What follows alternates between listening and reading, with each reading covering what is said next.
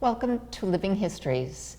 My name is Karen Golden Oronte on behalf of Cohasset Historical Society. Today I am with Tom Wigmore, who is a lifelong resident who grew up in Cohasset. Tom, hello. You are third generation Cohasset. Could you tell me a little bit about your childhood and growing up? You had your grandfather here and you're starting. Well, it was a great town. It was a great town to be a kid in. I mean, you had every resource you could think of: the harbor, the beaches, and everybody knew everybody's business. So you didn't really act up around the town because your father and mother would find out about it in about 2 minutes. But it was a town. It was a great community to be involved with, and as a kid, and still an employee today. So. And your grandfather and your father worked as the town wiring inspector. Yeah, my father was the superintendent of fire alarm and the wire inspector in town. He's been in town all his life too, and he's still working today as the wire inspector. My grandfather and grandmother, they lived in the community center, and my grandfather was the custodian at the community center, and he ran the bowling alley down there, and he drove a bus. They did all kinds of odd jobs around the community. So you went through the school systems here. Yes. Through Osgood, the Deer Hill School, and the Cohasset High School, which, these are buildings that do not look except for the Osgood School, really don't look similar to what they were like when you were in school here. The Deer Hill School has since been renovated, as well as the Cohasset High School, and that picture will show you as well. But how did you spend your summers here, which are a very integral part of growing up in Cohasset? Mostly spent it down the harbor. Yeah. That's where kind of everybody hung out. All of us had boats growing up, and we always went out fishing or at Barson's Beach or water skiing, doing something down there. We always spent a lot of time down that area of town. At least I did. Yeah. So now I just want to talk about how you got from, or at least got involved with being a member of the town employee list. Based on our conversation, in 1978, you were I was 13 years old. 13 years old, okay. Yeah. So as far as it's a generational thing of what we remember in the blizzard of 1978. And short of the Red Sox winning the World Series, I think the only other thing that brings the community together as much would be very bad weather, which Cohasset certainly experienced in 1978. And the snow started on February 6th. It continued to snow for 33 hours. It started at 10 a.m. in the morning, and certainly by 1 o'clock, they had records of 2 inches per hour. And in the course of the next 33 hours, they had up to 4 inches per hour, which was really unheard of. Yeah. And while the inner New England had their own snowfall, along the coast, we were experiencing up to 111 miles per hour winds along the coast with waves splashing. Certainly, Cohasset experienced major damage. And after the 33 hours of snowfall, the statistics were staggering for us.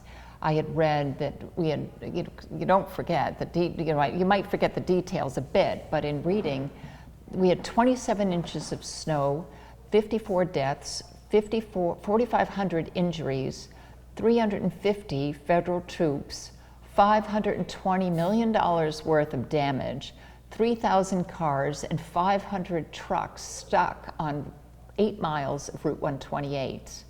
And Governor Dukakis had declared a state of emergency, and President Jimmy Carter had declared Boston a federal disaster area. So that was pretty significant. And you were here as a young guy, not even trying to figure out what did you end up doing to help out the town, because you were involved with that. We were home Monday night, and it was it was funny because I remember it because we got called, the fire alarm circuits were down because the wind was taking the wires down. So the police cruiser picked my father and I up and took us down behind the town hall. We kept the bucket truck. We drove the bucket truck down to the fire station. And it was all, I can remember all the firemen being down there, getting the trucks ready. Everybody was working. And it was the premiere of the movie on television. It was Midway. It's an old war movie, but that premiered on 9 o'clock that night, in the 9 o'clock movie, because I can remember watching it and then seeing it in the day room. But it was something that I've never seen. I mean, my father and I went out down to Sandy Beach trying to get a fire alarm wire off the street, and you couldn't even get out of the truck. I mean, the wind was so bad it'd blow the doors shut. The water was just, it was just something you couldn't, you'd have to be there to see it. I mean, it was just, the nature was really, the storm was just really howling at that point.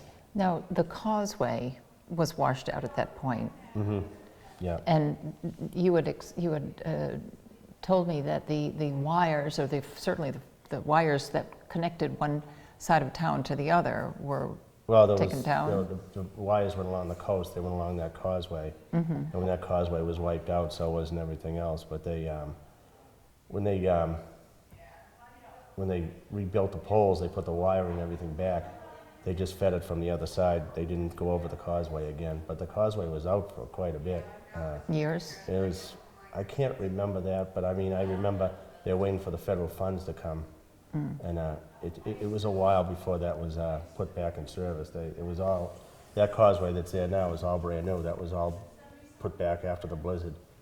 But yeah, I remember not being able to go across that at all for maybe a year or so before they rebuilt it. Wow. So at this point, you're still in school. Mm-hmm. You ultimately, you end up you graduate from high school. Yeah. And your interests went to what in the town? Well, when I graduated in '83, I took a year off and I loafed around for a little bit, and then I got hired in the Commonwealth of Mass Highway Department, and I was there 10 years. And I got interviewed for the job, but for some reason they couldn't hire me because of budget stuff. And so I can remember walking down Elm Street, and Harold Litchfield, who was the highway surveyor, pulled over and he says, "Hey, you got that brand new job?" I says, "Yeah." He says, "Well, you better come work for me because you're going to get in trouble for the next 2 weeks." So Harold put me to work at the highway department for a couple of weeks before I went on to the state. So, but yeah, then I got laid off from the state, and I worked at a school for troubled youth boys in Plymouth for a while, and then I got hired as a dispatcher in Cohasset in 1996. So then I became involved with the American Legion and started my way up through the ranks of that to the Sons of the American Legion. So after the blizzard, you were involved with the town, but this time you went down to the harbor, and you were working as an assistant with one of the town's most infamous employees, our harbor master, Harry Ritter. Yeah, he was infamous, all right. Yes, yes. Huh? Yeah, Harry was a good guy to work for. Mm-hmm. You know, he ran a tight ship, but it was he was the harbor master when I was a kid. I mean, he used to yell at me to slow down, and you know. And he yelled at me the first time I started working there. He says, "Hey, now you're on the other side, so now you gotta, can't act up down here." But yeah, he was a good guy to work with. Harry was very good for the harbor. I mean, he did a lot. He was very dry how he promoted himself, but he always put the town and everybody, all the boat owners, in the best interest. Mm-hmm. Well, and everybody knew Harry Ritter. There's no doubt about it. And it's interesting, here we have a photograph of the American Legion from at the beginning. This photograph here will show you the building, the initial building. Yes. And how did the American Legion start? It's a national organization, and it started after World War I. And the veterans from World War I came home and they formed a chapter here. Mm-hmm. And they were looking for a place to meet, and they used to meet. That was the Customs House years ago, and they turned it over. The town turned it over to the Legion. The Legion rents it for $1 a year from the town, and I know there was a Commander Leo Kurtz tried to get the town to donate the property, donate the building to the post, but the town did pass it, but there was some sort of loophole with the estate of the family that gave it to the town. They couldn't give it to the Legion, so they rent the building, and we've built the Legion has built a great post there. It's very active in the community.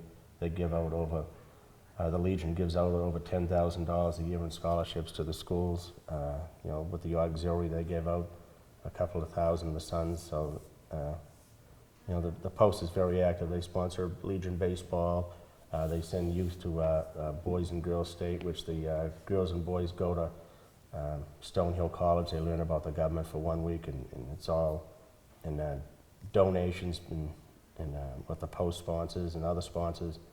You send the kids out, and it's like under $300 for the week, and it's an education that the student will never forget, and it really looks good in their college resume. But they learn about government and how the government is run within the United States. And it's a great thing. You know, one of the proudest events in Cohasset is the Memorial Day Parade. And many people have childhood memories of walking in the parade, whether they were a Boy Scout, a Girl Scout, or played in the school band. It is truly an important event that we have here in town. And the display of flags in the Healing Field is breathtaking, really. Can you explain how the memory field evolved and developed to what it is today? This is our 8th year. We started it 8 years ago. My wife and I were at the National Convention in Salt Lake City, Utah, and there was a vendor out there. It's called they call it the Colonial Flag Foundation, and they had a field set up out there, and they were just advertising. And so I said to my wife, I said, geez, that would look nice across from the Legion, huh, up on that bank. And she says, yeah. So I pursued it, and I went before the selectmen, and I said, let's add it to the Memorial Day events. So we did, and it's worked out great. The sponsors, the businesses in this town come out, I mean, with their checkbooks. The residents come out with their checkbooks. I mean, it's a great event. And it's a great tribute to our nation's veterans. And the money that we raise, we save for veterans projects. Like if the VSO needs something, gift cards or whatever, that's where that money goes. We don't use it for scholarships. If there's something to do with a veteran, we take care of it. But it's more than you're involved with more than the flags at the field. Well, my father, I've watched my father for years.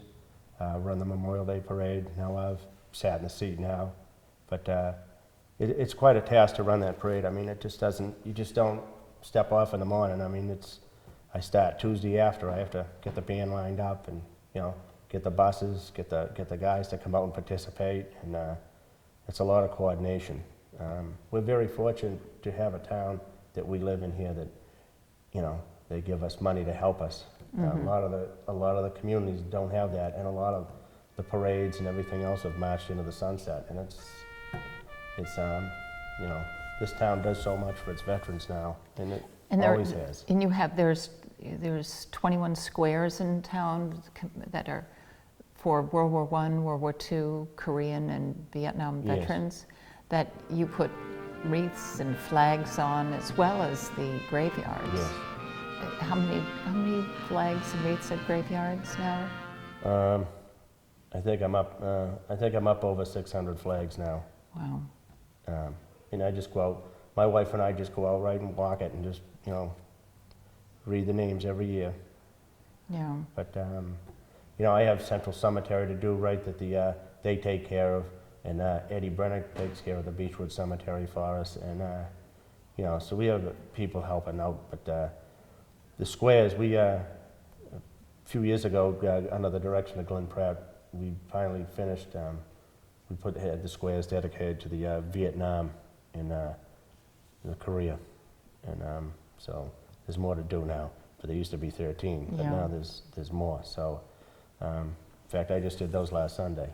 It takes you a good 8 hours to do everything. So you got to fasten everything to the poles and clean up around there, and you know, Wow. it's a long process. It's, you know, I have this year we have 10 wreaths we're going to be presenting at the Healing Field from the different organizations in the community. The Masonic Lodge, the Rotary Club just joined with us. They've never done it before. They're going to be doing their first wreath this year. Also, we're going to have a wreath dedicated to the Boston firemen that were lost. And it's this field is just taken on a meaning of its own. There's people that come from all over now to see it. There's more motorcycle groups that come to the dedication on Saturday. There's you know, it's just an abundance of people that come from everywhere. And the speaker that you get each year. For Memorial Day, Yeah. I try to keep those local. This year we're having Joanna Hamilton. She's a 2006 graduate of Cohasset High School. I believe she's in the military police section of the Air Force. She's stationed out in California. And I wish I brought her bio, but I didn't. I have that. But last year we had John Coe, but one of my speakers was a childhood friend of mine, Steve Bowen. And we had him 3 years ago. So It's really, you know what, it gives you goosebumps when you drive by but that he was one of the different speakers that I ever had. He you know, everything was shipped to me. I had this big box in my living room and I wasn't allowed to open it. And it just sat there. It's like, you know, what's in this box? It's like, you know, waiting for Christmas. Yeah. So when I met him Memorial Day morning down the Legion, he says, well, you should have opened it. And I said, well, it's not mine. And, you know, and he had his uniform and he took a Cohasset flag into space with him. And I mean, he's a very, very modest person. I mean, he doesn't look for any limelight at all. He's just, I says, you know, you want to go with me Tuesday and present this flag to the selectmen? He goes, you take care of it. He says he had pictures made up of the crew and the ship that he was on, and he you know, that's the way he was. Yeah. He you know, he was mad because we had a march up front because it's customary that the guest speaker leads the parade, and he didn't want any part of that. But my wife and I had to talk him into doing it. And then one year you had another, Ted Macklin from Yeah, Cohasset. he came all the way up from Washington, yeah. But we try to keep it local. I've gone outside before because some of these speakers have had affiliation with Cohasset. So, but you know, it's tough. It's tough trying to find a speaker. I'm already working on next year. So, I mean, this year's done. I got to start on next year. I mean, it's a never-ending process. Well, that's great. And, you know, Tom, I want to thank you and everyone that helps you for making sure that we're presenting and honoring our soldiers, our troops. And it truly gives every citizen in this town a sense of pride when they drive by those with that field or partake in watching the parade. It really is something special. So thank you to you and everybody. It's my wife, it's my father, it's the guys down the Legion, right? We don't ask them for much all year, but you know, they're always out there doing it, and you know, it means a lot. It means a lot for us to do that. Yeah, well, and you're giving to the community, and certainly the community appreciates that and very proud of it. So I want to thank you for coming here today and having this opportunity to tell us about the Memorial Day Parade, which is certainly around the corner. Do you have any, I hope you're not feeling any pressure, but it is around the corner and we all look forward to it. And just pray that it doesn't rain. No, it's not going to rain. It won't rain. Because we've turned this into a Memorial Day week now. All next week, Tuesday we have the Rusty Skippers band concert at the Memorial. I've canceled them twice in the past 2 years because of rain, but hopefully we can get it in this year. And then we go right into the dedication, and then the parade will be on Monday. But Excellent. I just hope the veterans turn out. There's a lot more veterans coming out every year, and I hope the younger veterans come out as well. Yeah, well, they should be proud and definitely should come to the parade, walk the parade too. So on behalf of Living Histories, thank you again. Okay. And my name is Karen Golden Oronte for Living Histories. Thank you.